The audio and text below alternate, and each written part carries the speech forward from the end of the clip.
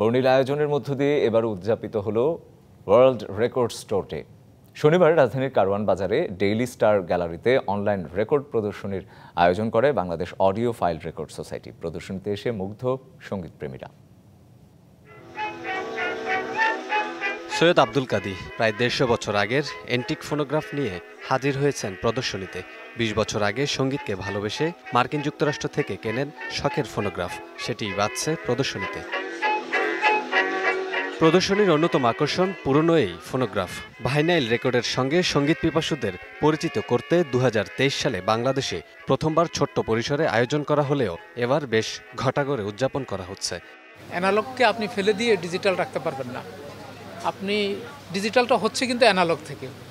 এখন আপনার অ্যানালগ যদি না থাকে আপনি ডিজিটাল কোথায় পাবেন? প্রদর্শনীতে অংশ নিয়ে ভাইনাইল রেকর্ডের ঐতিহ্য তুলে ধরেন সংগ্রাহকরা। পুরোনো দিনের যেভাবে আমরা গান শুনতাম ওইটা আমরা ধরে রাখার চেষ্টা করছি আর কি। আমাদের এখানে সবকিছু ভারতীয় কালেকশন, বাংলাদেশ এখানে সবই অ্যাভেলেবেল। দর্শনার্থীরা ঘুরে দেখার পাশাপাশি দেশীয় সংস্কৃতিকে বাঁচিয়ে রাখতে যথাযথ উদ্যোগ নেওয়ার আহ্বান জানান। এই যে পুরানো ইতিহাসটাকে তুলে ধরা, কিভাবে আমাদের এই হিস্ট্রিটাকে সামনে আনা, কারণ অতীত না জানলে কিন্তু আমরা বর্তমান করতে পারবো না। আমাদের নিজের কৃষ্টিটাকে জানতে হবে।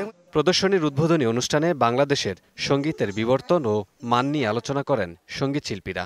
আজকে রেকর্ডগুলো দেখতে গিয়ে দেখছি যে আমার কাছে আমার কোনো রেকর্ড নেই, কিন্তু এনারা কত সস্নেহে আমাদের মতন যারা আর্টিস্টরা যারা অদ্যাবধি গেয়ে এসেছেন সেইগুলো রেকর্ডকৃত, সেই রেকর্ডগুলো তারা সংরক্ষণ করেছেন।